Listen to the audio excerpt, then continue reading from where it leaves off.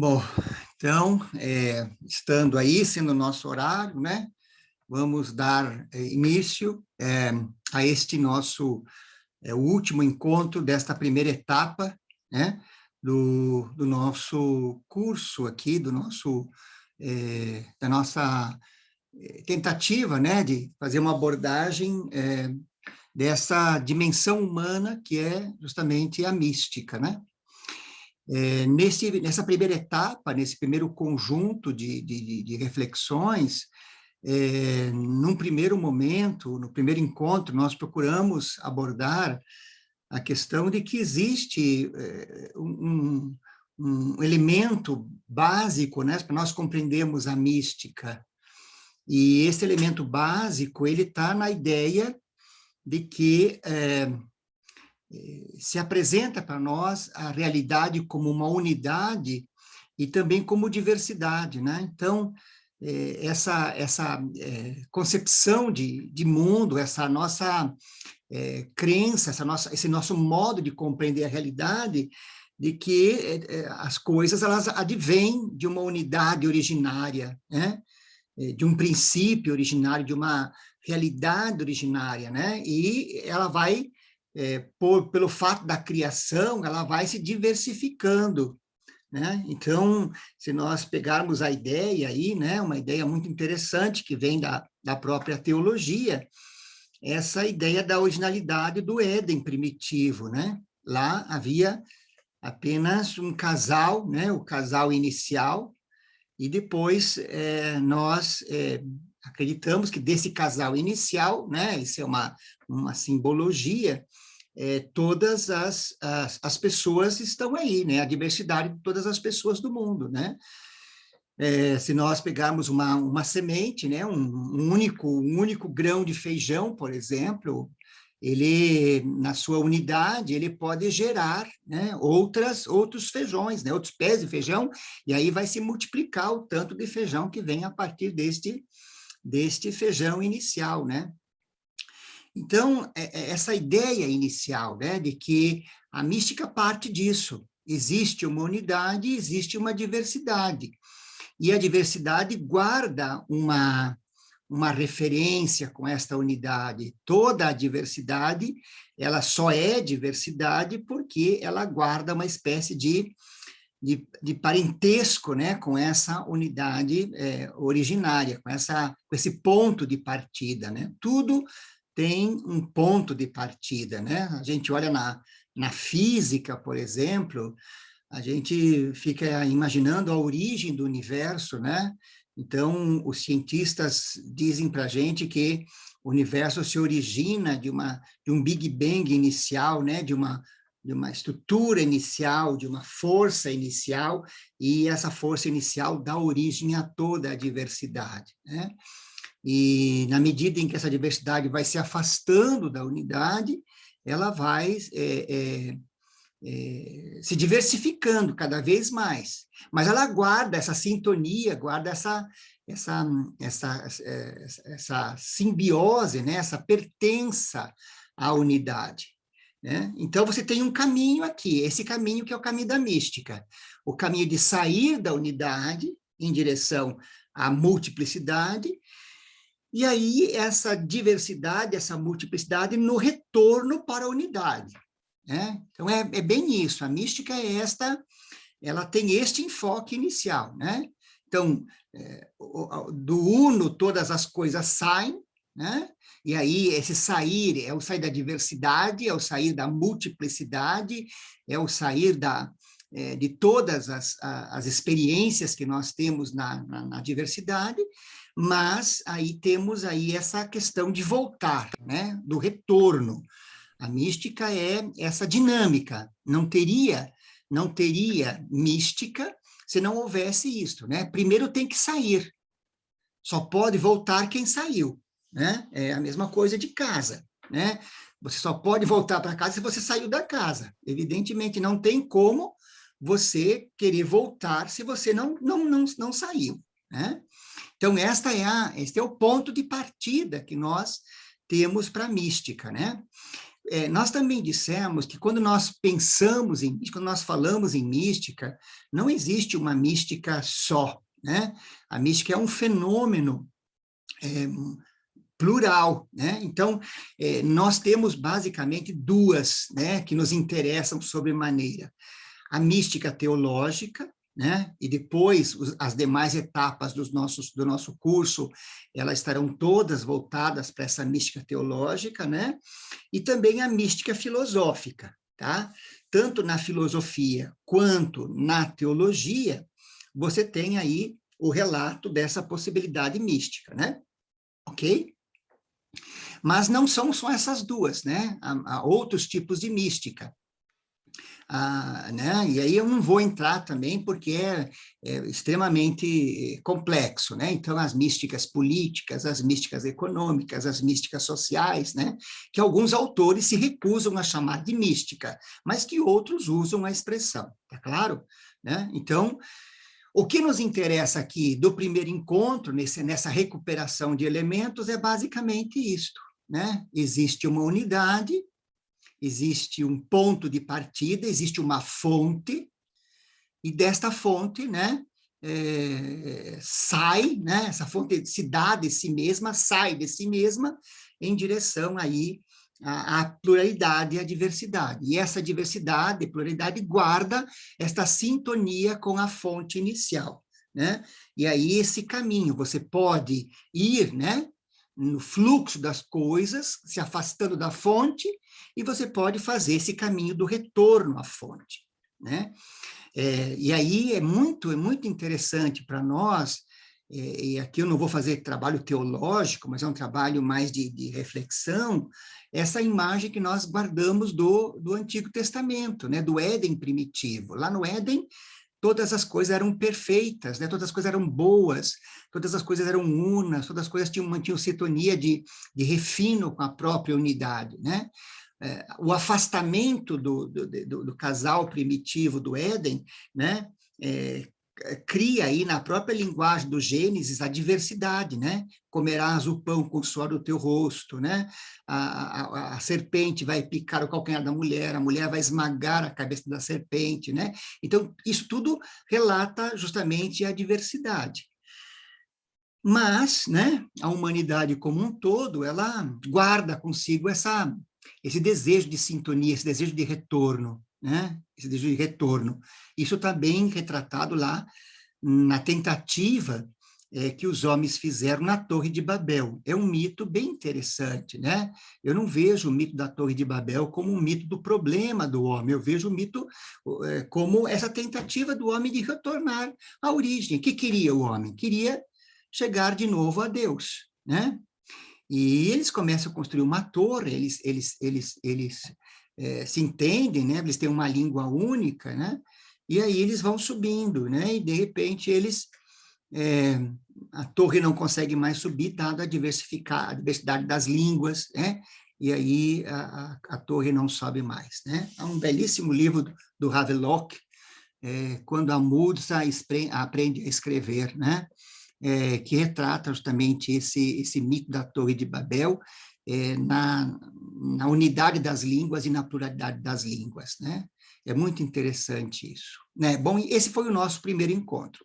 Se vocês guardarem isso, já é uma coisa interessante.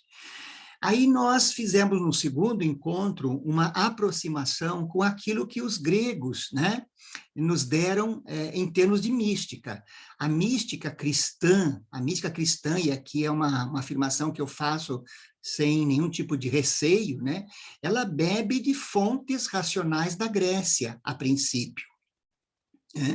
E aí nós temos que, não nos grandes filósofos gregos, mas principalmente nos filósofos pré-socráticos. O que é a filosofia pré-socrática, senão a tentativa de identificar esta origem, né? Aquilo que eles chamaram de arqué, aquilo que eles chamaram de princípio, né? O começo de tudo, né? Esse princípio, eu não vou aqui, não nos interessa se é princípio uno, múltiplo, né? Não nos interessa. Interessa que a filosofia pré-socrática nos deu, sem dúvida alguma, esta ideia de um princípio, de uma unidade básica, né? De uma Weltanschauung, de uma cosmovisão, né? Sobre a qual todas as coisas se explicam, né? Então, o úmido de Tales, né? Todas as coisas são mais úmidas ou menos úmidas, né? Se você toma a umidade como a grande unidade, tudo que está no cosmos é mais ou menos úmido, né? Então, eu vou da água, que é o úmido por excelência, ao fogo, que não é a negação da água, mas é a ausência do fogo. É o fogo em menos quantidade, o úmido em menor quantidade, né? Então, essa imagética, né? essa situação pré-socrática, ela é muito interessante, porque toda a diversidade se explica na unidade, dizem eles, né? E também a gente vai caminhar em direção ao grande místico filosófico, que é o Platão, né? O Platão, ele desenhou para a gente, ele sabia que nós iríamos ter dificuldade de compreender esse negócio, e ele acabou lá no livro 7 da República desenhando para a gente como seria isto, né? Então, no mito da caverna está explícito justamente essa dimensão teológico-mística do conhecimento, dentro da caverna, nesse mundo da caverna, nesse mundo da materialidade, nesse mundo que os sentidos podem e são os responsáveis pelo conhecimento, a gente só tem sombra, né? Só tem projeção. Quanto mais no fundo da caverna você está, mais afastado da luz você está. Olha, é uma imagem que depois o próprio cristianismo usa, né? A luz e o afastamento da luz. A ideia de pecado será justamente uma ideia que parte dessa convicção, né? Você tem a luz e o pecado seria o afastamento da luz. A caverna, ela se caracteriza justamente por essa escuridão, né? Por essas trevas, por essas né, situações de dificuldade em reconhecer a própria realidade. Mas que faz o homem, o habitante da caverna? Ele pode ficar na caverna para o resto da existência dele, ou ele pode, né, sair desta caverna. Ele sai da caverna em direção para fora da caverna, e ao chegar fora da caverna, ele se depara com uma realidade que não é mais sombra, mas que é a própria luz, né, que é a própria verdade, que é a própria... Aí ele nem vai dizer mais nada, né? Ele vai apenas, diz o Platão, contemplar esta verdade, né? Veja, o Platão, ele caminha exatamente nisso que nós vamos precisar para a mística, né? As coisas saíram do uno, né? Saíram da unidade para essa caverna, né?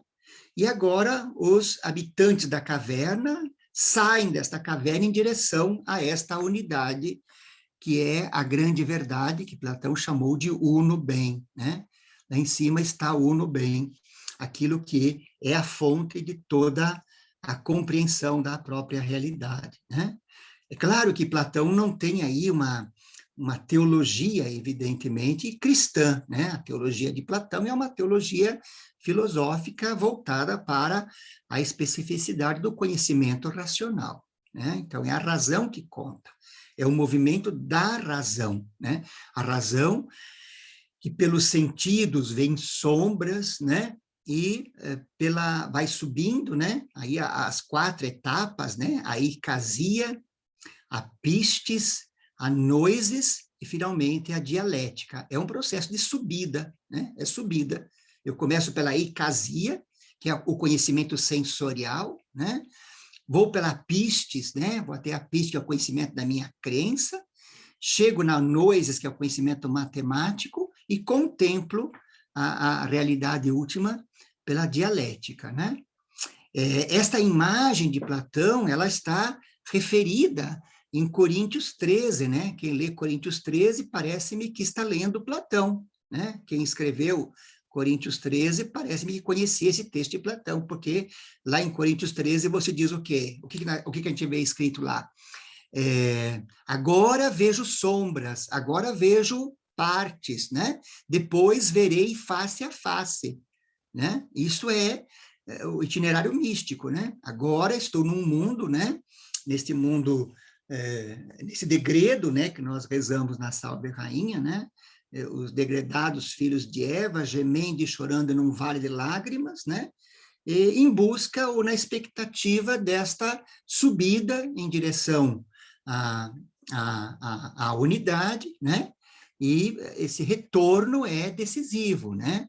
Então, lá no Coríntios 13 tem isso, muito claro, né? A gente pode ler também isso no sermão sacerdotal do Cristo, em João 15, né? Quando o Cristo reza, eu vou para o Pai, né? Eu retorno ao Pai, né? Esse retornar também é o retornar místico, né? Porque o Cristo só pode retornar ao Pai porque saiu pela kenosis, né? Eu não vou entrar aqui em elementos teológicos porque o povo da teologia pode me puxar as orelhas, mas está aqui, né? Uma significação muito interessante, esse sair e esse retorno, né? Então isso está lá, né? Vem a partir dos gregos, nos pré-socráticos e mais especificamente em Platão. Platão é, de fato, a autoridade máxima nesse caminho. O que Platão não tem, né? Platão não tem a ideia de um uno bem pessoa divino como Deus, né? Para ele tudo termina na grande ideia da unidade, na grande ideia do bem, né? E é apenas uma questão racional, né? Bom, no terceiro encontro, né? Estou fazendo isso porque nós depois carregamos essas coisas conosco, né? Nós abordamos o pensamento plotino, né? O Platão, ele é mais complexo. O Plotino, ele deixou mais claro para a gente como seria esse negócio de sair de lá e voltar para lá, concordam? Né? Então, o Plotino é um senhor que nós, quem se interessa por mística, tem que ler, né? Precisa ler as Eneadas, o Tratado das Eneadas, ele é um tratado justamente disso, né? Desse processo de processão, né? Emanação, processão, e depois justamente esse desafio ao homem de retorno, né? O conhecimento verdadeiro para Plotino é esse retorno do diverso para a unidade, né? Não é um retorno fácil, diz o Plotino, é um retorno custoso, né? Difícil, sofrido, mas é ele que nos liberta, é ele que nos permite, de alguma forma, né? Ter aí a visão do conhecimento. A visão do conhecimento só se dá nesse retorno, né? Então, Plotino desenha para a gente isso, né? Lá no começo tinha o uno. O uno é o que tinha no começo. O uno bem é o que estava no começo. E esse uno bem não acaba nele mesmo, ele não é egoísta, né? Ele se dá de si próprio, né? Ele se plenifica, ele se dá de si mesmo na grandeza daquilo que ele é, né? E a partir desse dar-se, ele gera o nous, né?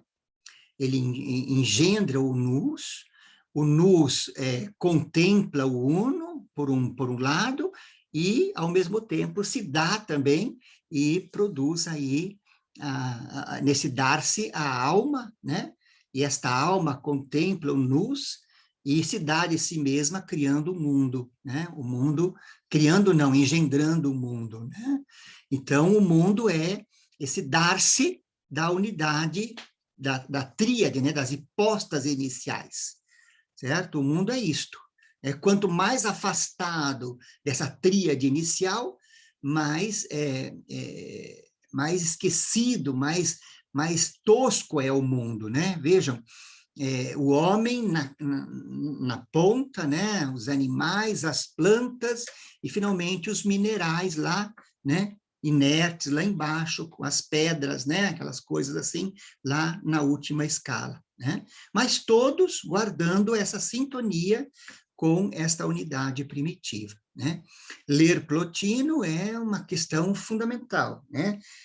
Plotino vai ser uma inspiração para Santo Agostinho. Sabemos que Santo Agostinho cristianiza o Platão de alguma forma, né? Aquilo que para Platão era apenas uma ideia, em Santo Agostinho será Deus, né? Deus é a grande unidade, o grande bem. Agora não é só uma ideia, né? Agora é justamente essa personificação, esse Deus personificado. Aí entramos no coração do cristianismo, né? Entramos no coração do cristianismo propriamente dito, né? Santo Agostinho se vale de Plotino.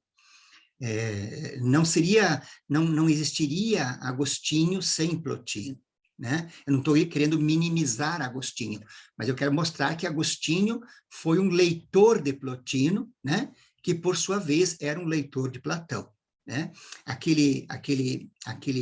Aquela oração pedido, né? Súplica que nós encontramos em Santo Agostinho, ela é bem característica desse processo místico, né? Quando Agostinho, nas Confissões, diz: fizeste-nos para vós, Senhor, né? Fizeste-nos, né? Então, este processo de saída, né? Saímos de Deus, viemos de Deus, e o nosso coração está inquieto enquanto não retorna para vós, né? Esse retornar, justamente, que é essa especificação mística, né? Ok? Então, fizemos essas três análises, né? Existe um material imenso, né? Vocês podem passar anos estudando isso, né? É material que não se esgota, tá claro? Não se esgota, né? Você ler Platão e os pré-socráticos em perspectiva mística, ler Plotino em perspectiva mística, isso é uma coisa que não se esgota, né? Todos os autores que estudam mística colocam lá esta referência como uma referência necessária. Bom, para o nosso encontro de hoje, nós vamos abordar agora a primeira grande experiência mística cristã propriamente dita, né? Então, nós vamos percorrer hoje um autor, né, ou alguns textos que são considerados, sem dúvida alguma, os primeiros textos de mística cristã, né? Ok? São os textos que serão usados em todo o Ocidente, né? Como os textos mais básicos, os textos mais fundamentais, mais lapidares para a mística cristã, né? Agora, saímos lá dessa experiência puramente racional que estava nos pré-socráticos, em Platão, e que estava também em Plotino, embora Plotino tivesse já mais proximidade com o cristianismo, né? Plotino está no século terceiro já da era cristã, né? E agora nós vamos chegar justamente nestes textos, que são os textos de Dionísio, né? O chamado pseudo-areopagita, né? São textos, e eu vou dizer aqui, anotem, né? E guardem isso com vocês e carreguem isso com vocês. Não é possível estudar mística no Ocidente sem os textos do pseudo-Dionísio, né? Os textos do pseudo-Dionísio são textos fundantes da mística, né? Se você quer entender Teresa de Ávila, quer entender João da Cruz, quer entender os místicos contemporâneos, ou qualquer místico, né, cristão, você vai ter que ter em mente o trabalho do chamado pseudo-areopagita, Dionísio pseudo-areopagita, né? Ou pseudo-Dionísio, tá claro? Então, hoje, o nosso esforço aqui é para fechar este ciclo, né? Com este menino, com esses escritos que são escritos decisivos, né? Todos os místicos que eu conheço, né? Por exemplo, eu não sei até que ponto vocês têm conhecimento de Mestre Eckhart. Quem já ouviu falar de Mestre Eckhart? Alguém ouviu falar? Bom, Mestre Eckhart é um místico, né? Um místico alemão. Os sermões dele são coisas belíssimas, né? São peças magníficas de mística, os sermões de Mestre Eckhart. E Mestre Eckhart tem uma influência muito grande, inclusive em Martin Heidegger, né? Todos os que leem Heidegger sabem que Heidegger foi influenciado por Mestre Eckhart, um místico alemão lá do século XIV, XV, né? Então, e o Mestre Eckhart é todo ele influenciado por Pseudo Dionísio Areopagita, né? Teresa de Ávila nos seus escritos, cita, não é?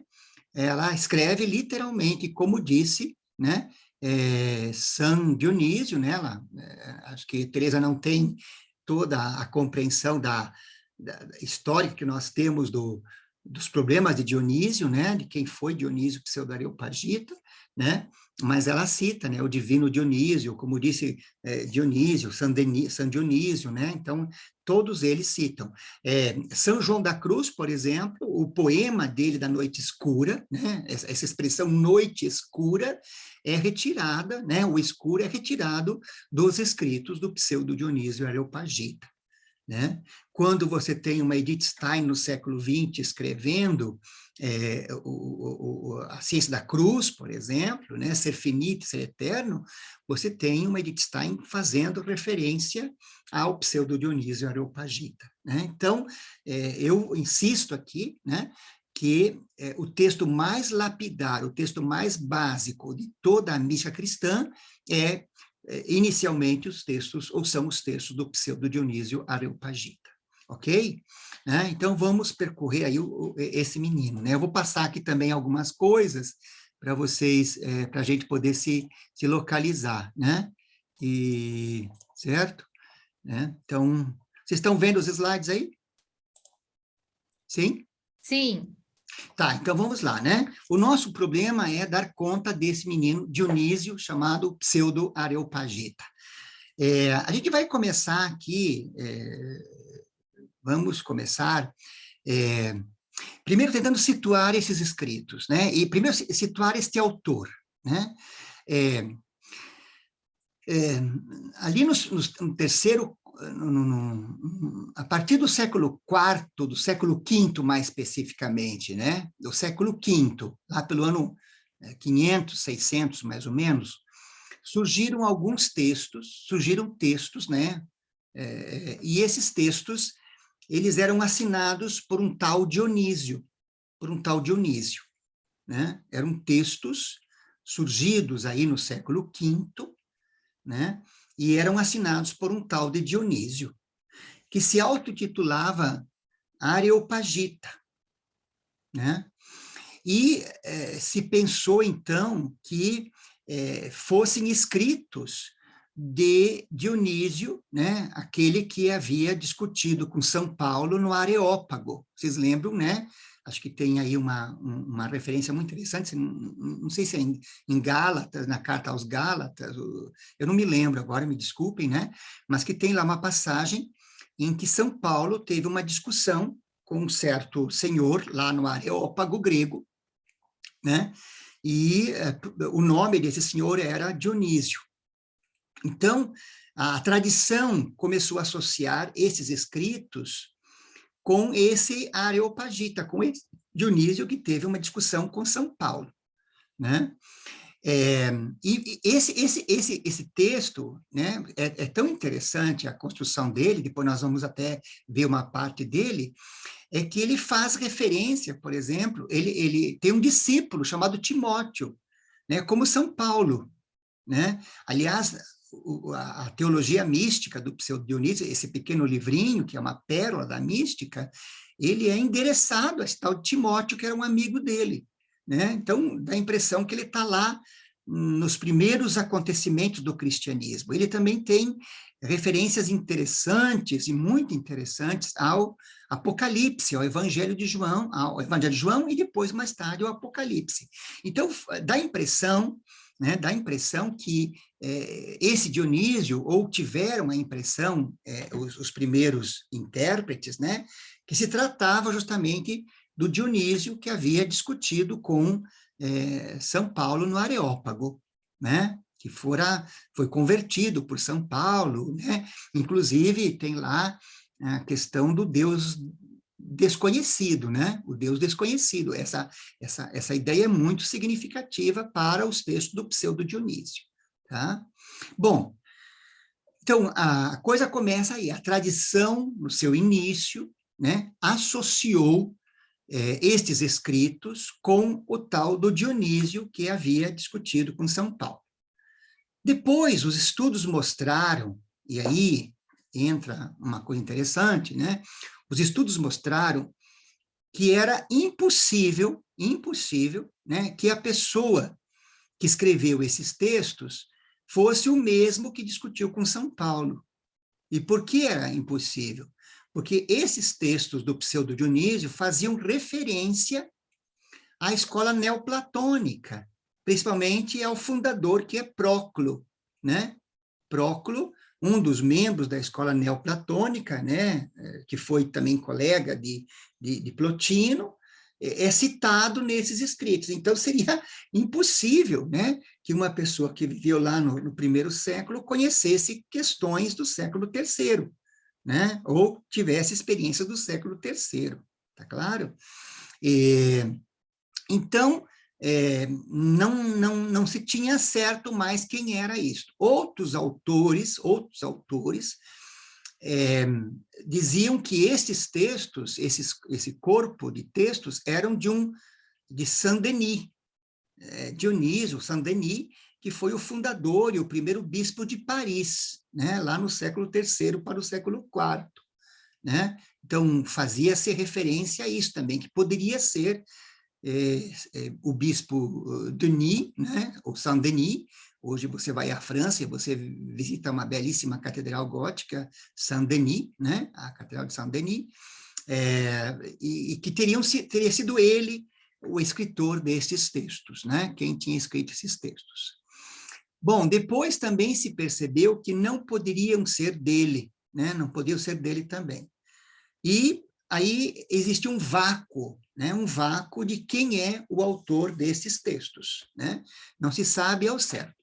Hoje, né? Hoje se tem uma ideia muito partilhada entre os estudiosos do Pseudo-Dionísio, que provavelmente tenha sido um monge sírio, né? Que viveu aí no final do século IV, século V.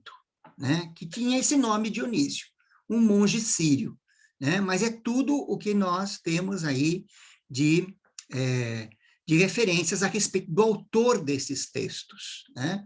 Por isso que, né, a gente faz a referência a esses textos como sendo os do Dionísio. A gente sabe que o nome do autor é Dionísio. Né? E aí vem o resto da denominação, pseudo-areopagita. Pseudo, né, o falso, né, areopagita, né, Dionísio, o falso areopagita. Falso nesse sentido, porque não é aquele Dionísio que discutiu com São Paulo. Tá claro? Então, essa questão de saber quem é o autor, ela é interessante, porque ela mostra um decurso histórico, é uma pessoa que tinha um conhecimento vastíssimo de filosofia e teologia, porque o alicerce desses textos são alicerces neoplatônicos, né? Então eles estão muito ligados ao platonismo, mas ele consegue agora fazer justamente esta afirmação neoplatônica dentro do cristianismo. Então ele, de fato, né, cristianiza tudo isso. Ele é neoplatônico, ele tem bases neoplatônicas, mas ele trabalha especificamente dentro do cristianismo. Né? Ele tem aí toda essa questão do Deus cristão, né? O Deus que vai nascer nessa passagem do judaísmo para o cristianismo. Né? Principalmente aí a Trindade Santíssima, né? A Santíssima Trindade é o ponto de partida de todos esses escritos. Ok? Então, a localização desse autor é por si só um problema, tá? Este autor, seja quem for, né, ele escreveu, portanto, alguns tratados, né, alguns tratados. Eu coloco, hoje a gente conhece o grupo dos escritos do Pseudo-Dionísio, do falso, do Pseudo-Areopagita, eles são conhecidos como Corpus Areopagítico, né, a denominação latina, né? Ou corpus dionisíaco, né? E esse corpus estão ali, né, entre o século V e o século VI, né? O corpus dionisíaco, ele é composto por 4 tratados, né? 4 tratados. Quais são eles? O primeiro tratado é sobre os nomes divinos, né? Então ele escreveu um texto, e o título desse texto escrito, né, por este por esse pseudo-Areopagita, é um texto que reflete sobre os nomes de Deus, né? Os chamados nomes divinos, né? O segundo texto é o texto intitulado Teologia Mística, né? É esse texto que nos interessa sobremaneira hoje, né? E o terceiro texto é a chamada Hierarquia Celeste, é um quarto tratado dele, e o quarto tratado, aliás, o terceiro é a Hierarquia Celeste, e o quarto é a chamada Hierarquia Eclesiástica, né? Então, estas são as obras que compõem os tratados que compõem o corpus areopagítico, né? Além desses 4 tratados, ele escreveu também 10 epístolas, né? Umas um pouco maiores, outras um pouco menores, né? O conjunto destas obras, portanto, fazem aquilo que nós chamamos o corpo dionisíaco, né? O corpo areopagítico, certo? Ficou claro para vocês isto, né? Então, vamos lá a cada um destas obras, né? A primeira obra, o primeiro tratado, é o Tratado da Hierarquia Celeste, né? É um tratado feito em 15 capítulos, né? E, fundamentalmente, lá tem toda uma apresentação, né? Ele recolhe o nome de todos os anjos do Antigo Testamento, né? E vai mostrando essa hierarquia entre as personificações que estão neste lugar onde Deus habita, né? É um texto bem interessante, né? A hierarquia dos anjos citados na Sagrada Escritura né? E ele vai trabalhando justamente como é que eles estão situados, né? Quem está lá em cima, quem vai mais distante, mais distante, mais distante, né? Essa questão do sair do luminoso, do sair do divino, né? O segundo tratado, a Hierarquia Eclesiástica, é um tratado um pouco menor, em 7 capítulos, e ele faz ali nesse trabalho, então, uma descrição e uma interpretação alegórica da liturgia, né? Então, agora eu também acho interessante isso, porque é um dos primeiros tratados de liturgia que nós temos no Ocidente, né?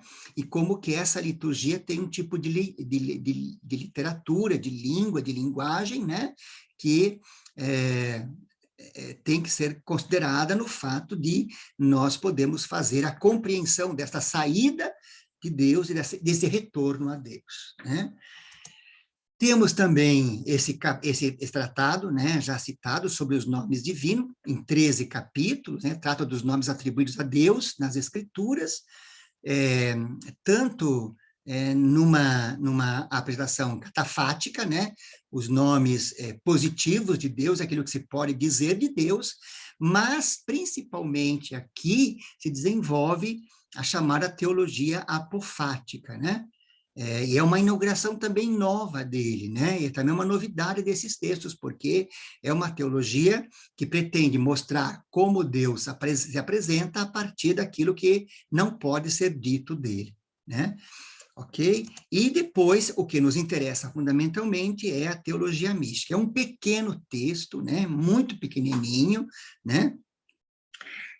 5 capítulos só. Quando você pensa em capítulo dos nossos livros de hoje, você pensa lá em 40, 50 páginas cada capítulo, né? Não. No Corpus Dionisíaco, nós temos aí os capítulos muito curtinhos.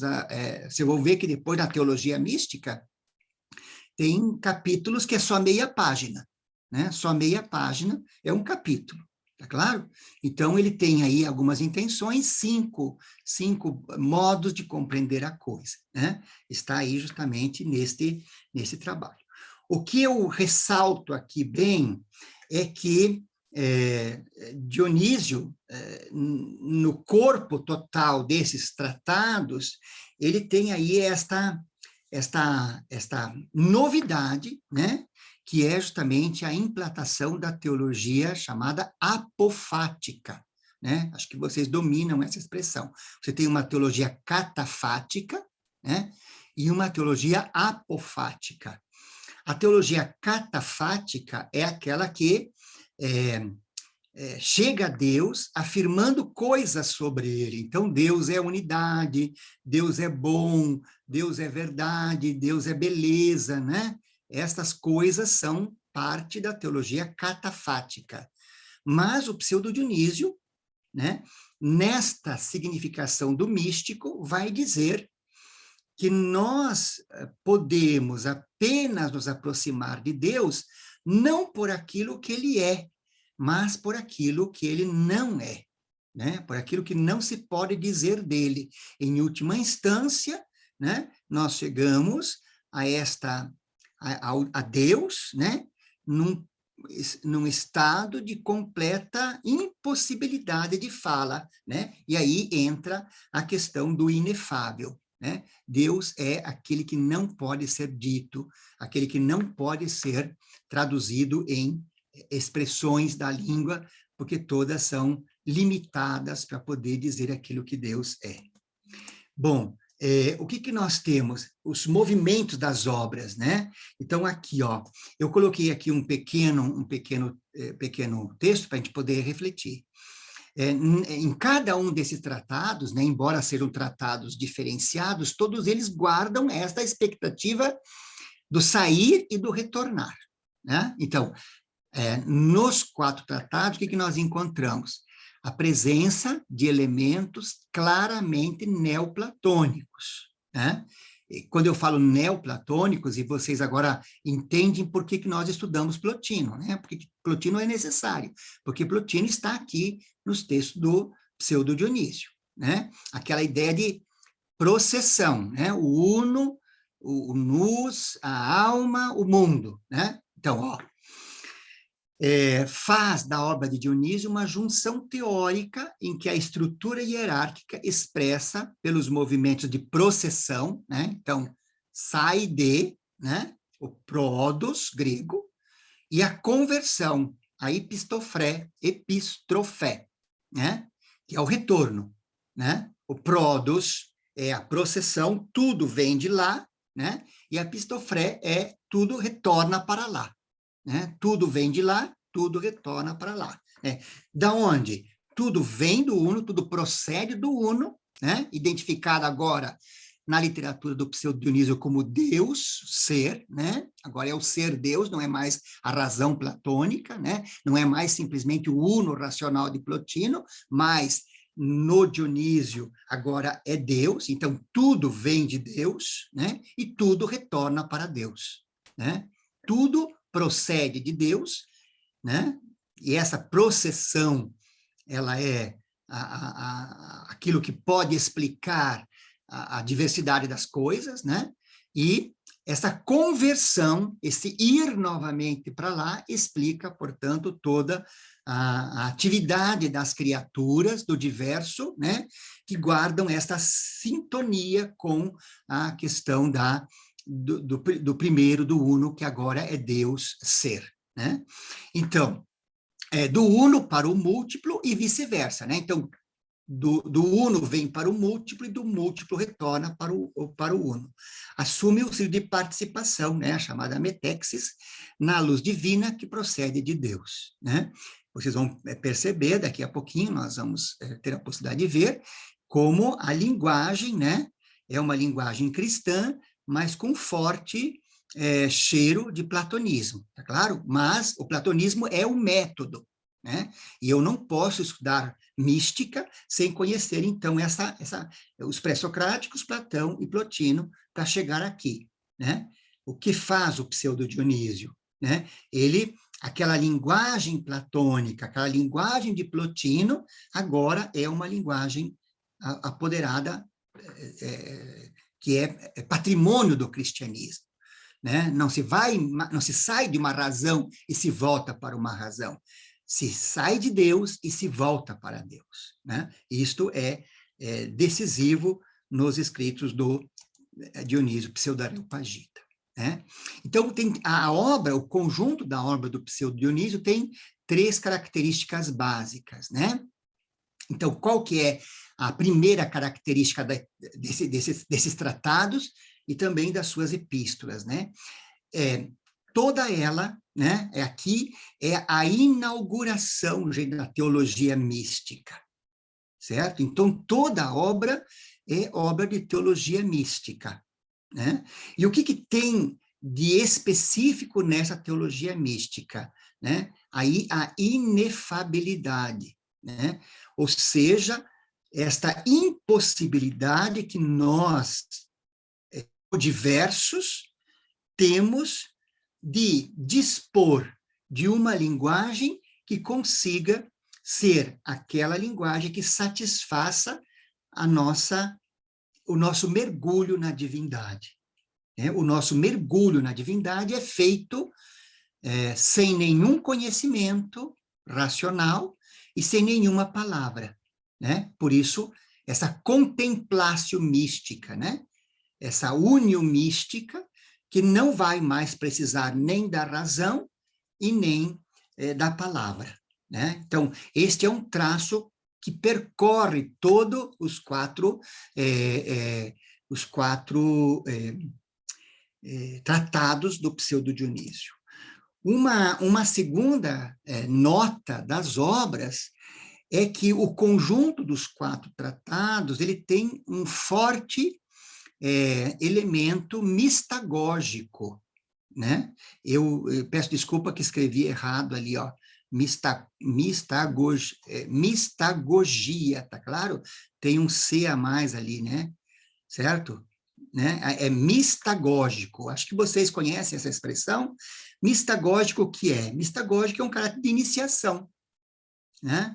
A mistagogia é uma iniciação, né? Os iniciados, né? Quem tem esta capacidade de fazer como se deve fazer, né? A figura evocada pelo Pseudo-Areopagita aqui é a figura de Moisés. Ele tem um belíssimo discurso sobre Moisés, né? Moisés que se aproxima de Deus, né? Como que Moisés se aproxima de Deus? Como que ele, né? Então esse rito iniciático, né? Esse rito de iniciação está presente em toda a obra do Pseudo-Areopagita, né? E aqui também, né, um terceiro traço das obras é o caráter místico da linguagem catafática, né? Então, se na linguagem apofática nós vamos ter a inefabilidade, né? Apofático, né? Essa expressão, ela nos coloca frente ao exercício que nós devemos fazer para chegar ao conhecimento de Deus, dizendo aquilo que ele não é, né? Ele não é. Isso é o apofático. E o apofático nos leva justamente ao inefável, né? O inefável, aquilo que não pode ser dito. Agora, o catafático é aquilo que nós podemos dizer. O que se pode dizer? Mas no Pseudo-Areopagita, mesmo aquilo que se pode dizer de Deus, mesmo a linguagem afirmativa, catafática, né? Essa linguagem afirmativa, ela é uma linguagem tomada pelo significado místico, né? Ela é uma tomada pelo significado místico também. Inclusive aquilo que você pode dizer de Deus, certo? Então, estes são os traços destas obras, né? Eu não sei, eu sempre que vou falar, a gente tem a intenção de que as pessoas se apaixonem tanto quanto a gente se apaixonou quando leu, né? Eu li o Pseudo-Dionísio há muitos anos atrás, né? Muitos anos, e eu não paro de ler e cada vez que leio descubro coisas novas, tá claro?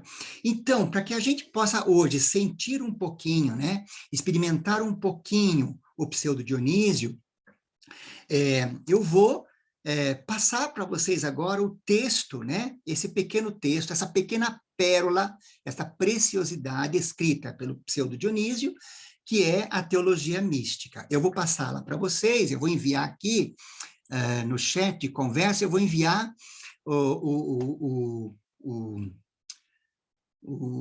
me permite aqui, eu vou enviar o link, né? Aonde nós podemos encontrar este esse texto, tá?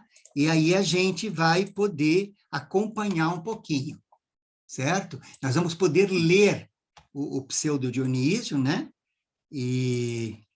Certo? Nós vamos poder ler o Pseudo-Dionísio juntos, a fim de que nós possamos compreender um pouquinho, né?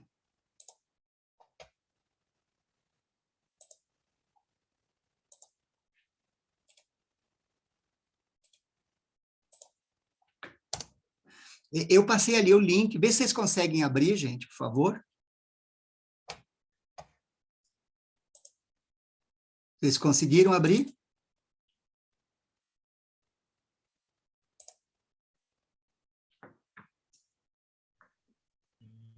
Sim ou não? Eu não Eu consigo. ainda não, professor. Ele Só um pouquinho. ele não tá dando acesso. Só um pouquinho, vamos lá. Como é que eu faço? Então, vocês têm o Google aí aberto ou não? Sim. Sim, professor. Vocês podem colocar lá no buscador a teologia mística do Pseudo-Dionísio. Coloquem essa informação e ele vai levar vocês para o texto que eu quero, um texto de capa azul da revista Medievalia.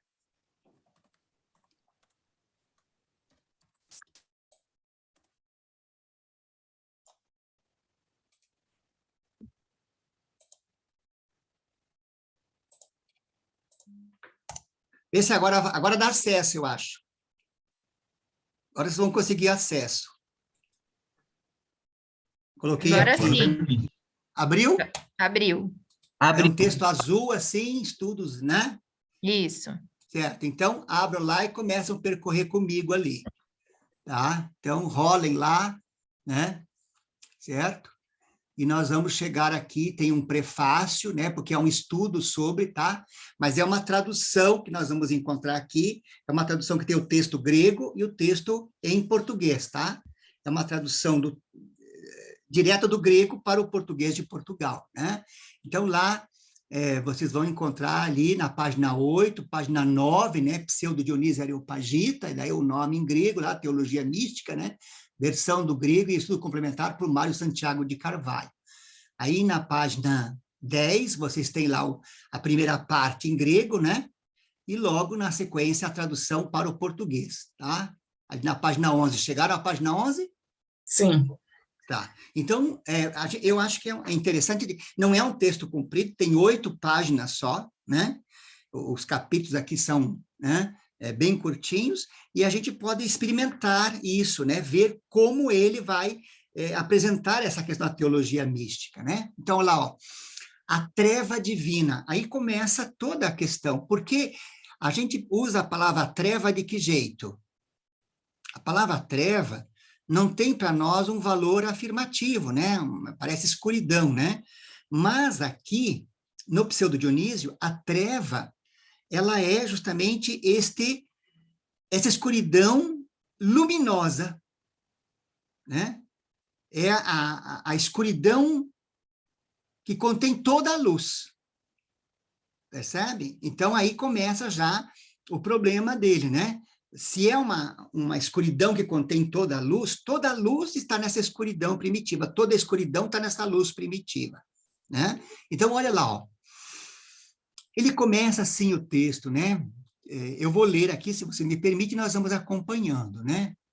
Trindade mais que substancial, mais que divina e mais que boa, que guardas a sabedoria divina dos cristãos, guia-nos até o ápice dos escritos místicos, que é mais que ignoto e mais que luminoso e o supremo, né? Então, já é um convite, né? Que ele pede à Trindade, mais que substancial, né? Porque se dizer que é substancial é catafático, né? Dizer que Deus, a tríade é substância, é catafático, é uma afirmação. Mas ele vai caminhar para nos instigar para o apofático, é mais que substancial. Bom, a razão só pode dar conta da substância. A razão não pode dar conta daquilo que está para além da substância. E aqui ele coloca que Deus é aquilo que está para além da substância, né? E ele pede que essa trindade nos guie, né, à sabedoria divina, né? Tá claro? A esse conhecimento que nós não conhecemos, né? Porque diz assim, mais que ignoto e mais que luminoso e o supremo. Aí, né, os singulares, os puros, os imutáveis mistérios da teologia ocultam-se numa treva de silêncio, né? Essa treva não é no sentido pejorativo, né? Mas é este lugar, né, aonde só cabe aonde não cabe mais as nossas condições, os nossos sentidos, a nossa razão, tá? Aí os singulares, os puros, os imutáveis, mistérios da teologia ocultam-se numa treva de silêncio mais que luminosa, arcano de quem se inicia, que na maior obscuridade é mais que manifesta, mais que brilhante e completamente intangível e invisível, fazendo transbordar dos esplendores mais belos as inteligências desprovidas de olhos, né? Para mim, realmente é isso que eu suplico quanto a ti, amigo Timóteo. Veja, ele escreve a esse Timóteo, né? Olha o que ele diz: dedica-te à contínua exercitação nas maravilhas místicas e renuncia às percepções sensoriais e às atividades intelectivas. Deixa tudo o que pertence ao sensível e ao inteligível e todas as coisas que não são e as que são. Despojado de conhecimento, avança, na medida do possível, até a união com aquele que está acima de toda, né? Vamos parar por aqui, porque tem muita informação aqui, né? Então, ele conclama esse amigo dele, Timóteo, né, que se dedique a esse exercício, né, nas maravilhas místicas, mas para isso o que tem que fazer? Tem que renunciar a todas as percepções sensoriais, né, a tudo que é do sentido, tem que renunciar, inclusive, à atividade intelectiva da razão, né?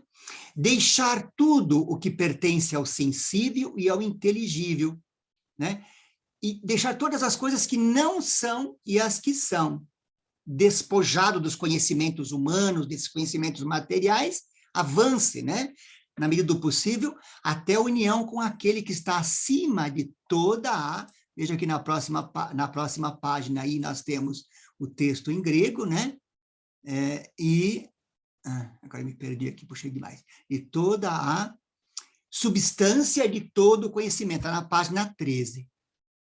No distanciamento irresistível e absoluto de ti e de tudo, uma vez arredado e liberto de todas as coisas, elevar-te-ás em plena pureza até ao brilho, que é mais que substancial na obscuridade divina, né? Essa obscuridade, mergulhar no mistério de Deus, né? Mergulhar neste mistério de Deus, né? Lá onde se calam todas as vozes, lá onde se cala todo o conhecimento e se tem esta contemplação de um Deus que não pode ser nomeado, de um Deus que não pode ser dito.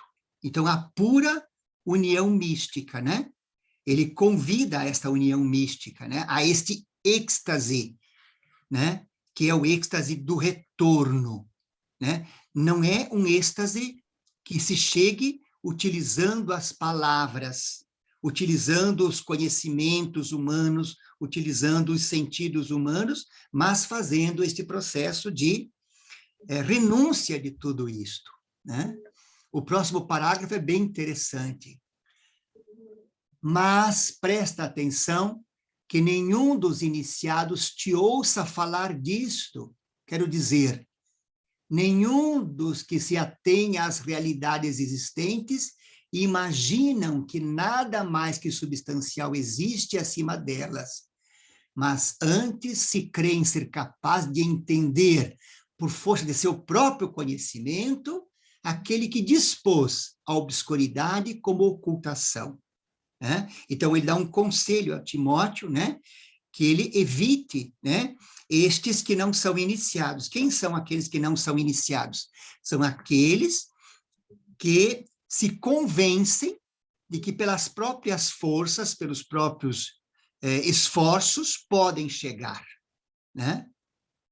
Mas não é assim, né? Não é assim. Então, aí, aquele caráter mistagógico, né, de iniciação. Como é que você se inicia na mística? Calando todos os sentidos, né? Calando os sentidos, calando, inclusive, o próprio pensamento, né? É esse esvaziar-se. Ninguém consegue a mística, ninguém consegue essa experiência mística cheio, né? Lotado de coisas. É preciso fazer esse processo de esvaziamento disso tudo, né? E se as iniciações nos mistérios divinos estão acima deles, o que dizer dos que são demasiados profanos, que imaginam a causa que se encontra acima de todas as coisas, com base nas mais ínfimas, e defendem que ela não se eleva acima das que não têm aspecto divino e revestem uma multiplicidade de formas. A ela devemos referir e dela devemos afirmar todos os atributos do que existe, por ser causa de todas as coisas, mas com mais razão se lhe devem negar todos eles. Causa de todas as coisas, mas nenhuma coisa é esta causa, né? Na medida em que ela ultrapassa a realidade de todas as coisas. Não por supor que as negações se opõem às afirmações, mas antes porque a causa é de longe anterior e superior às privações, e está acima de tudo o que seja aferese e atribuição, né? Essa aferese, acho que vocês dominam essa palavra, né? Tudo aquilo que é separação, né? Separação e atribuição. Né? Então, vejam que este parágrafo, ele é muito intenso, né? Nós podíamos ficar aí, tem estudiosos que ficam aí 50, 60 páginas só para explicar este parágrafo, né? O que lhe chama a atenção aqui? Que existe uma realidade que está acima desta realidade que nós julgamos ser a causa de todas as coisas.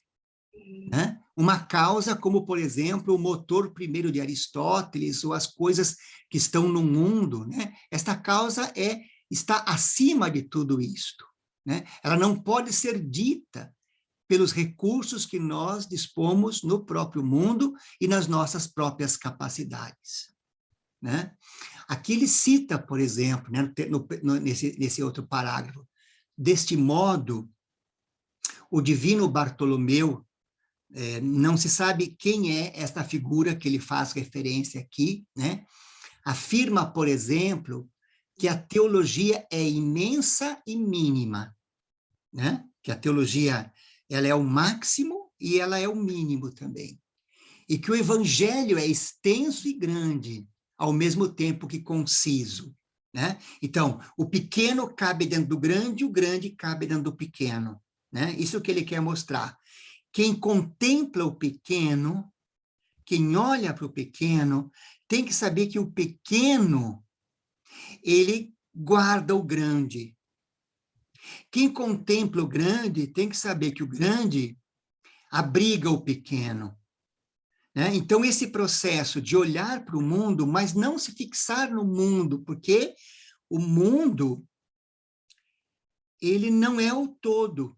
Né? O mundo nos leva para o todo, né? E quem está no todo sabe que não pode simplesmente ficar no todo, porque o todo nos leva às partes, ao próprio mundo, né? Então, isso é muito interessante, né? O evangelho, diz ele, né? O evangelho é extenso, né? Os 4 evangelhos é bastante coisa, mas, ao mesmo tempo, ele é o quê? Ele é conciso, né? Porque ele diz muitas coisas, mas muitas coisas que podem ser reduzidas em poucas coisas, né? O que é todos os evangelhos, senão uma única coisa, né? Então, você se perde na leitura do evangelho, e às vezes, perdendo-se na leitura, você perde a unidade do evangelho, né? Mas na unidade tem toda a sua extensão também, né? Penso que ele o compreendeu de forma maravilhosa, ou seja, que a boa causa de todas as coisas é de muitas, de muitas, como os de escassas palavras, ao mesmo tempo que indizível, uma vez que não tem a ver com a palavra, nem com o entendimento, né? Então, o que Dionísio está mostrando para a gente nessa ideia, né? Que esse tal Bartolomeu aprendeu muitíssimo bem, né? Que, em última instância, evidentemente, o que nós temos? Nós usamos os nossos sentidos, usamos a nossa inteligência, mas eles não terminam em si próprio. O evangelho também não pode terminar em si próprio, né? Ele sempre nos abre para esta realidade última, né? E a realidade última, se você chegar nela com explicações, você faz teologia, certo? O que é a teologia, senão a explicação dessas realidades? Explicar Deus, explicar o Evangelho, isso é teologia catafática, diz. Mas a teologia catafática não chega a essa união última, que é produzida apenas pela teologia apofática, né? Que é apenas pelo fato de nós não conseguirmos dizer justamente aquilo que é esta realidade. Então, as palavras são inúteis na contemplação final, né? Olha lá, ó. Isto, né, porque ela se encontra acima de todas as coisas de um modo mais que substancial. É mais que substancial isto, né? E só se manifesta sem véus na sua verdade plena aos que transpõem tudo o que é impuro e o que é puro. Olha lá, ó. Veja que interessante esta frase. Essa frase é muito rica, né?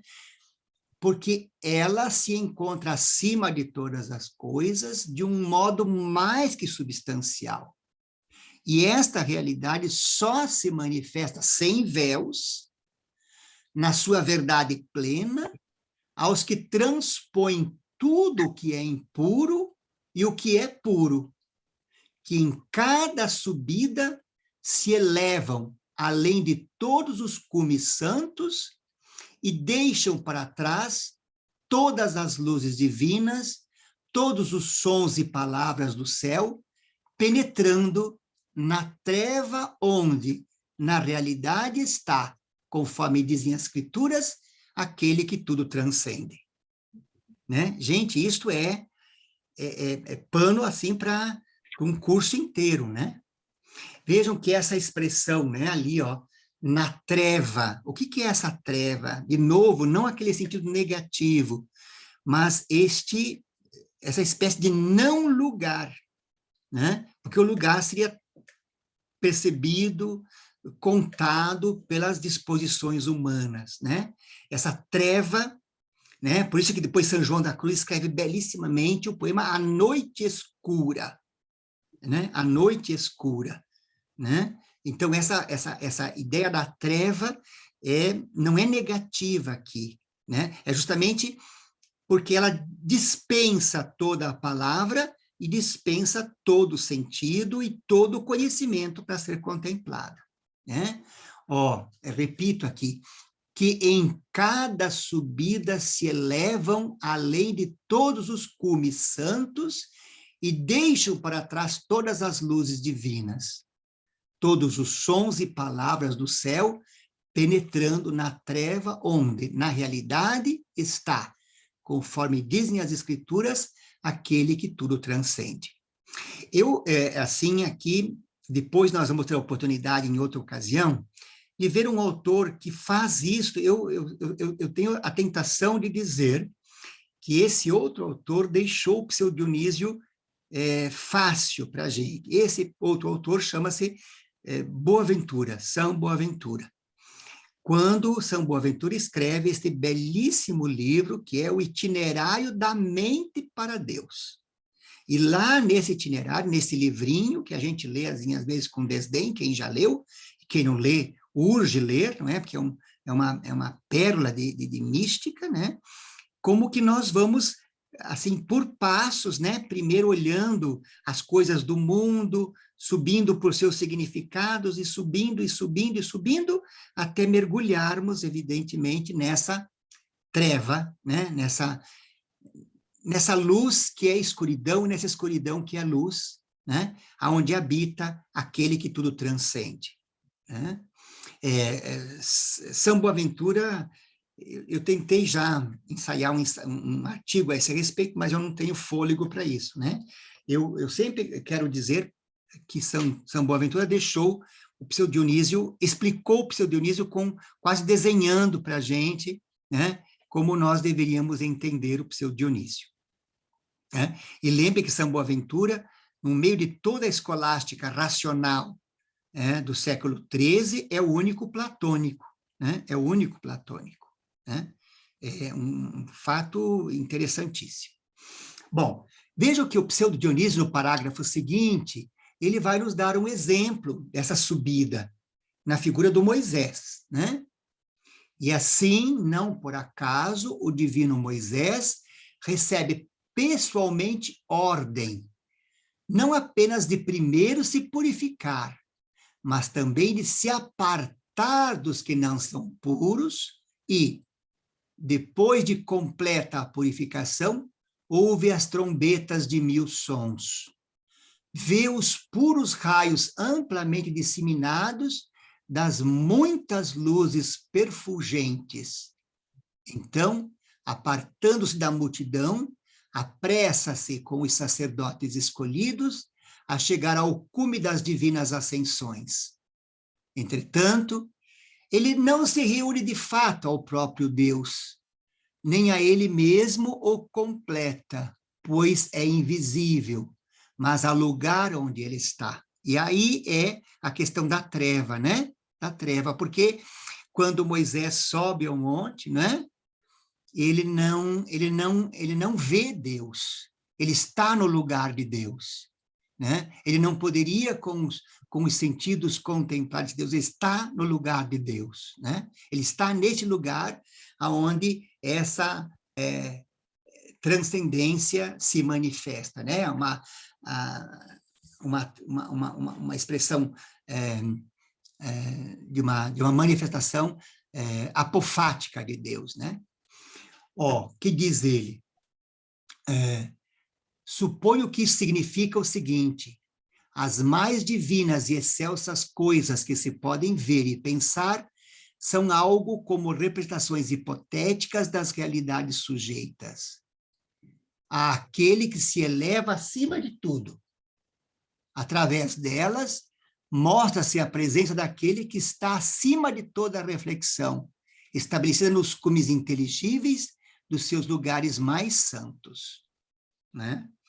Vejam, né? Nesse momento, Moisés, liberto de tudo o que é visto e de tudo o que vê, penetra na treva do não conhecimento, a treva autenticamente mística, e, renunciando às percepções intelectivas, chega à total inteligibilidade e invisibilidade.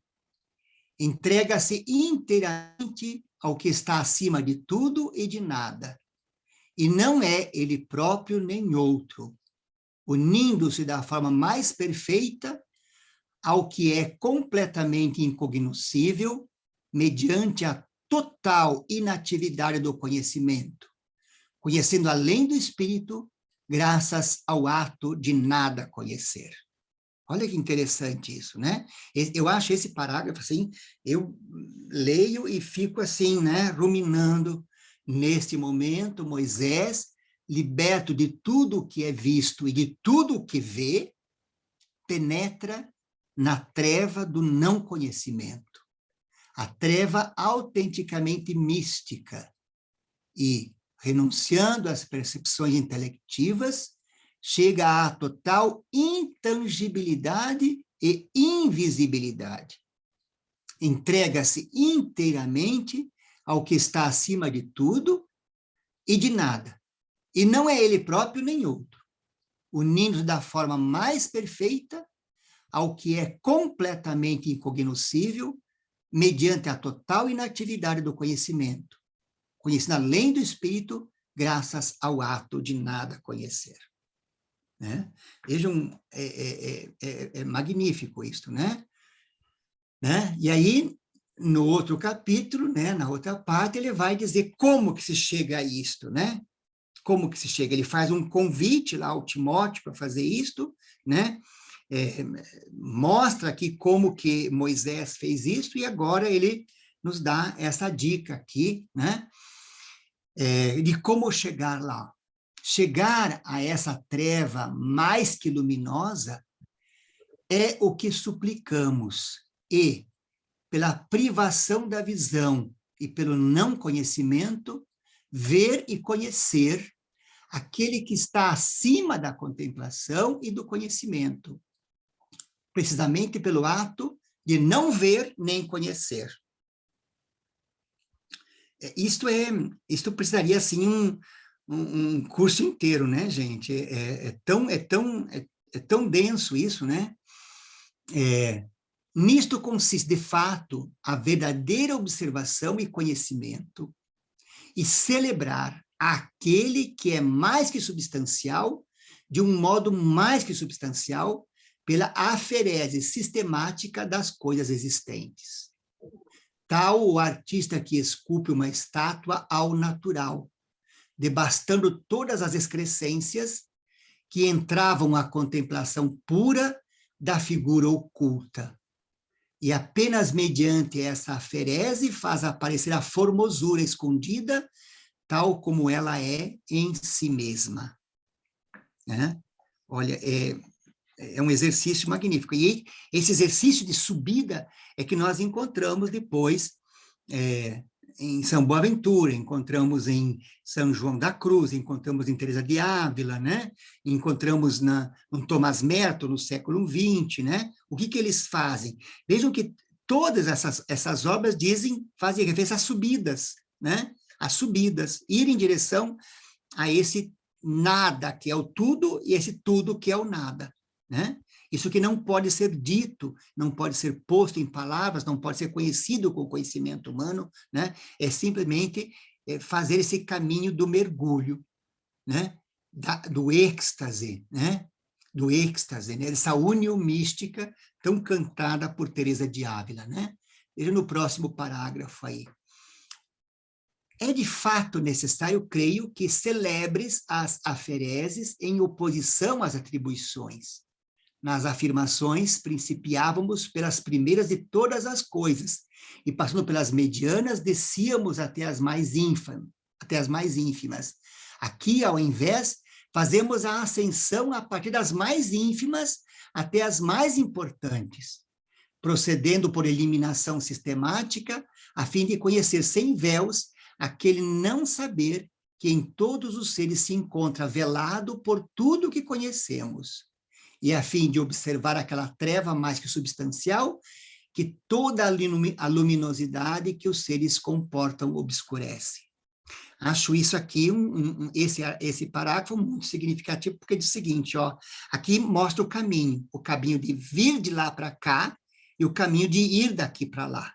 O caminho de vir de lá para cá é o caminho da teologia catafática, né? Que diz, Deus é bom, e reconhece a bondade de Deus. Deus é justo, Deus é verdadeiro, né? Então, esse caminho é o caminho da teologia catafática, que diz o que Deus é. Mas a mística exige o quê? Né? Exige uma teologia apofática, ou seja, partindo das coisas mínimas, né? Daquilo que se pode dizer, vai se chegar àquilo que não se pode dizer. Partindo daquilo que se pode conhecer, vai se chegar àquilo que não se pode conhecer. Né? E isto é esse itinerário místico que é dado na teologia mística do Pseudo-Dionísio. Bom, eu vou deixar aqui para vocês depois terminar de ler, ele termina aqui, ó, né? Mais algumas, ele termina aqui na página, né? Aqui na página 25, né? Porque da página 26 em diante, 27, é o estudo a respeito disso. Vê, o cara escreveu quase 400 páginas para poder explicar estas 8 páginas traduzidas, né? E que estão à nossa disposição aí. Esse é o texto, o próprio nome, né? Ele dá esse nome, Teologia Mística, tá claro? E ele mostra para a gente como, então, essa questão agora, né? Tendo aí o Deus cristão, né? Ele vai mostrar como que este mergulho neste silêncio, né? Que é a contemplação divina. Né? Vamos abrir um espaçozinho aqui no final para que vocês façam algum tipo de pergunta, né? Depois vocês podem se deliciar. Vejam que aqui você tem o texto todo, né? Tem 129 páginas, se não me engano, de estudo desse pequeno texto. Quem se interessar depois pode se deliciar aí estudando esse texto, né? Esse texto será explicado, evidentemente, né? Aqui nesse livro que eu passei para vocês, né? A Mística e os Místicos, tem um capítulo inteiro sobre o Pseudo Dionísio, né? Muito, muito bonito o capítulo também sobre o Pseudo Dionísio, tá? Bom, não sei se você tem alguma pergunta, faça alguma pergunta, alguma questão que vocês gostariam de partilhar aqui para a gente poder encerrar essa primeira etapa do nosso curso de iniciação à mística aqui.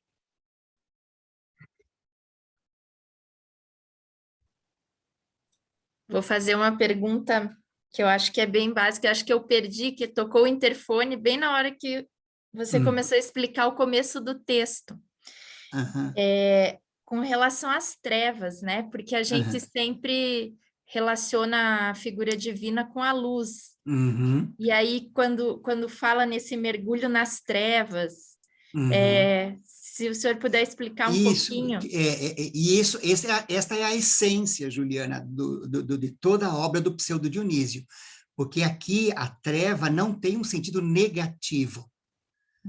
A treva é esse lugar aonde que se penetra sem nenhum tipo de luz. Percebe? Você mergulha na luz, que é toda a escuridão, e na escuridão, que é toda a luz. Né? Santa Teresa de Ávila deixa muito claro isto, né?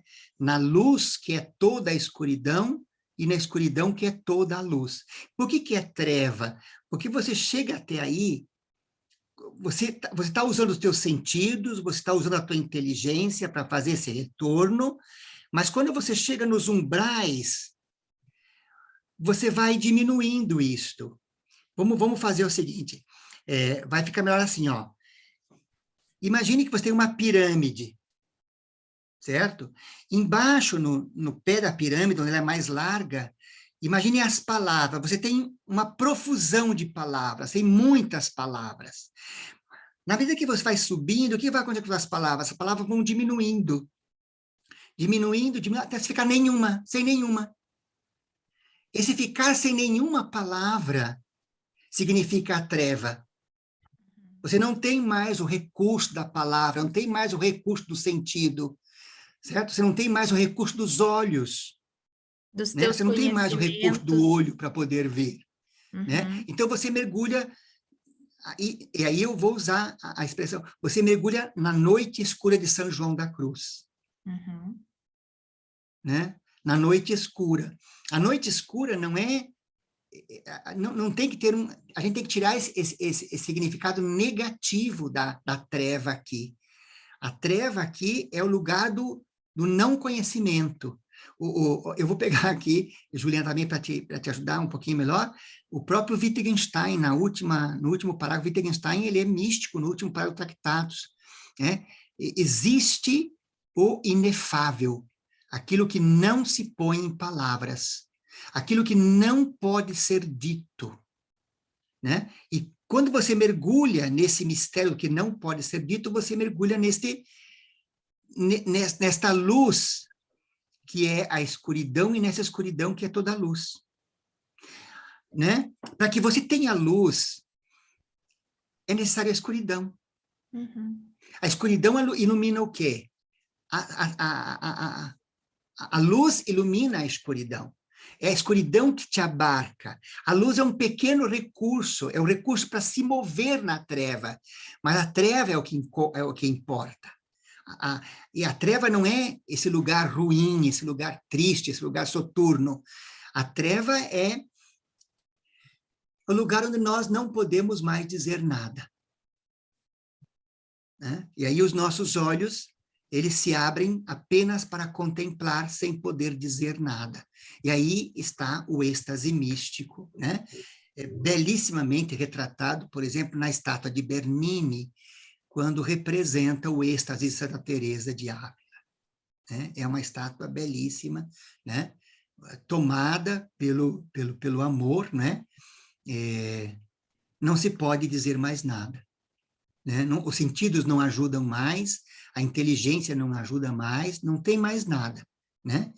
Eles foram uma escada nesta ascensão, mas quando você sobe, você vai deixando as bagagens, você vai se despojando, você entra sem nada, você entra sem absolutamente nada. Você se esvazia de todas as tuas percepções, dos teus conhecimentos prévios, e vai entregando até a lanterninha para mergulhar nesse sentido da treva, para daí poder enxergar a luz.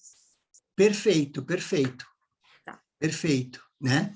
Esse é o itinerário, o retorno, né? O retorno é assim. O retorno não é uma coisa simples, uma coisa fácil. O retorno é justamente esse exercício de ir deixando. Eu preciso de muitas coisas, e vou abandonando estas coisas na medida que vou caminhando. E quando eu cheguei aos umbrais, eu me jogo na certeza da incerteza. Uhum. Né? Assim, é interessante a tua questão. Tanto a mística filosófica como a teológica, o Pseudo Dionísio mostra muito isso, nos levam a um limite do mundo. Quando você está no mundo, você usa os sentidos e você usa a inteligência, mas no limite do mundo, você tem que dar um passo em direção ao quê? Em direção ao mistério. O mistério não, ele é mistério por quê? Porque não tem nenhum sentido que o explique e não tem nenhuma razão que o abarque. O mistério é mistério. O mistério não é segredo. O segredo é uma coisa que você pode desvendar, mas o mistério não pode ser desvendado. Mesmo quando você mergulha no mistério, você não conhece o mistério. O mistério é tão grande que você não conhece o mistério. O mergulhar no mistério não significa conhecer o mistério, significa estar no lugar do mistério, mas não conhecer o mistério. Né?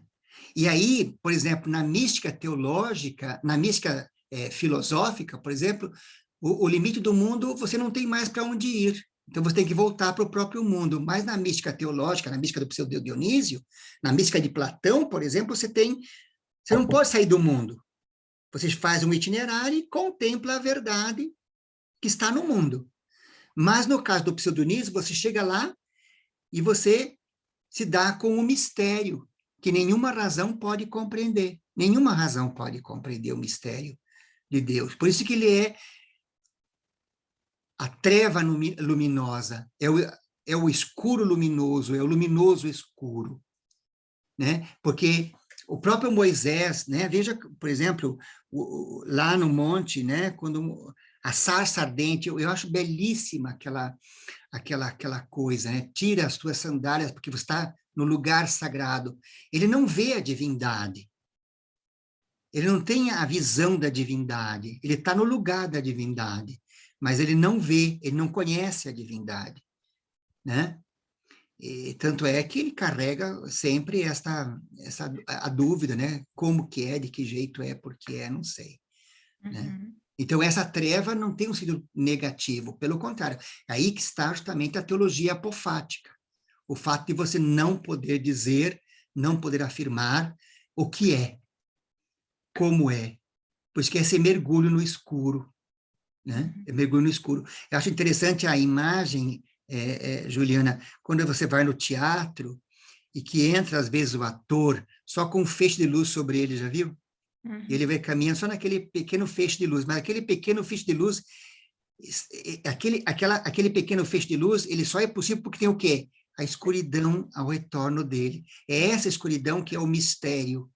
Mas não é uma escuridão, ai, olha, estou no escuro. Não, é a escuridão que pode conter a luz. Uhum. Entendi. Certo? É a escuridão que pode conter a luz. A luz só existe porque existe este inominável, esta coisa que eu não sei dizer. Né? Esta ausência, que é toda a presença, e essa presença que é toda a ausência. Uhum. Né? Obrigada, professor. Tá. Não sei se mais alguém.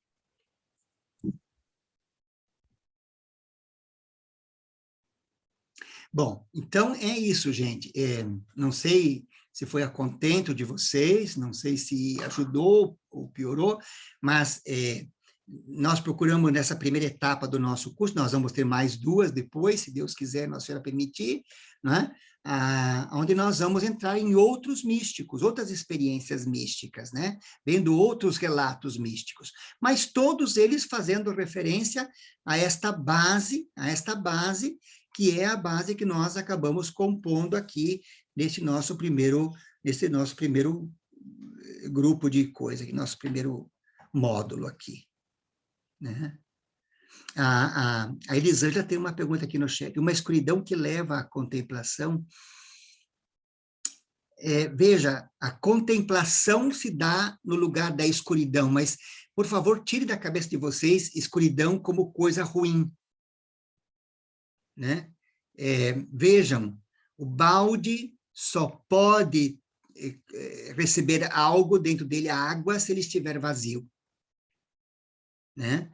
A luz só pode existir se estiver esse espaço, que é o espaço do escuro. O escuro não é a treva. O escuro aqui, na linguagem do Pseudo Dionísio, é esse lugar do não conhecimento, o lugar do não conhecimento.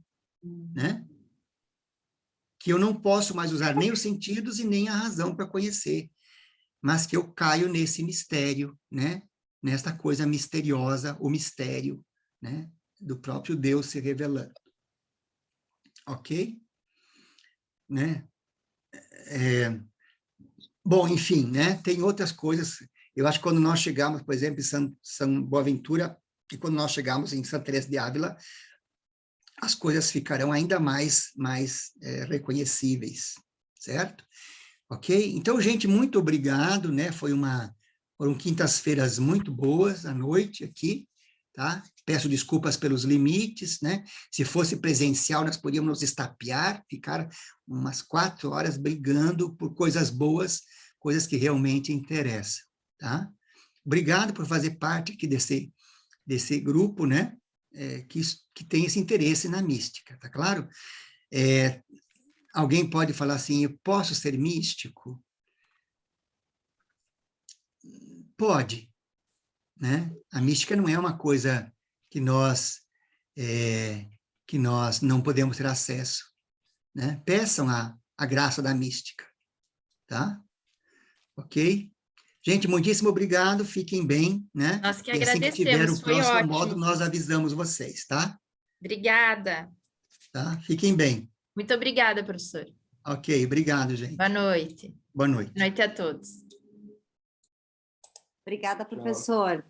Obrigado, gente.